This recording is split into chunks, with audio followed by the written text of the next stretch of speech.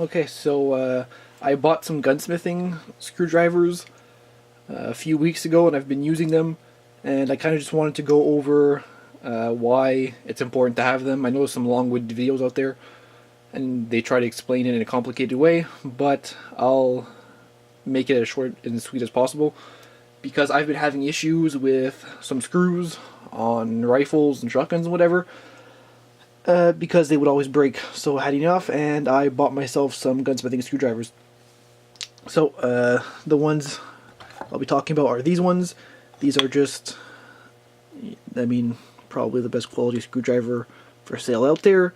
The camera doesn't focus, but there you go, they're just Grace USA. So, long story short, the screwdrivers you buy, that are, at your Home Depot or whichever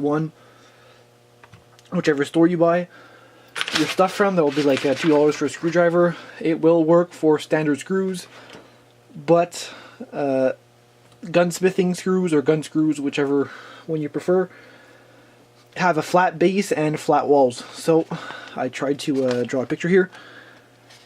The standard screwdrivers that you buy have like a weird triangular bevel to them, which only causes pressure pretty much to the four corners in a gun screw, since they have flat walls. Because your standard deck screw or wood screw, whatever you're getting a screw for, has beveled walls also, so they have a triangular shape which a screwdriver gets in.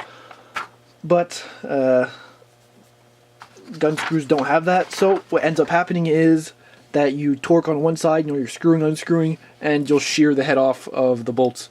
And keep in mind that these are maybe 100, 200-year-old bolts or screws, so they are pretty fragile. So it helps to have the right tools. So gunsmithing, quick drawing again, they are like this. They have a perfectly forged 90-degree flat head here, so you could really get in there, really good, and their screwdriver fits in perfectly, and there's no play or whatsoever. It was kind of hard justifying, buying, because these here are about $100, with shipping and all. There's some for, around 60 to 100 bucks, depending which ones you get, different ones, but these are the Browning set that fit in the Winchester screws. That means just the sizes, like these are for 4-inch caps and such. The bigger ones for stock screws, whatever, hold in your stocks. So get the right models for you. But these are the Browning sets. They work great for Winchesters. So like I said, these are about 100 bucks or 5. So pretty expensive, plus shipping and all. And then ones like these that I've owned for years now, which is what I've been using, do the job, but they are just not the right shape and size. Like I said, they are not the greatest. They'll fit in. This is a better bang for your buck, honestly, because they're little, slip-in screwdrivers. You could put your whichever bit you want in here. But you have pretty much every screw in flathead that you can imagine in there. Allen wrenches, whatever. It's all in there for Winchester rifles, moderns, old, doesn't matter. And with this, you pretty much only have 5 flatheads. So, yeah. So it really helps just not shearing off the screw heads, pretty much. That's all it does. The rifle right here is a Winchester 1886. I've sheared off 2 4-inch screws. Move the camera here over just a bit. There we go. The 4-inch screws right here, both of them have sheared off. I cut the head off of one side when I just got the rifle. I had to dismantle it, cut the head off. Now I had to order a screw. Anyways, a whole lot of hassle with that.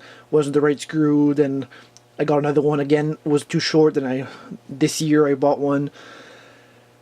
And then the other one broke. The original one broke, so had to buy more screws. And then on a Winchester 1887 shotgun, I had to reconstruct another screw because I sheared it off, and that was a fat, big, heavy stock screw that held the stock in place. And again, with the Winchester screwdrivers, I sheared the complete top off of it, of a big screw. So just a couple examples, that happened to me in 1 or 2 years. So yeah, obviously if you have the right tools, it helps.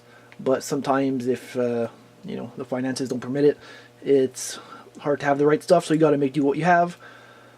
But I mean, I have antique firearms, so I'll try to get the best that I can to maintain them.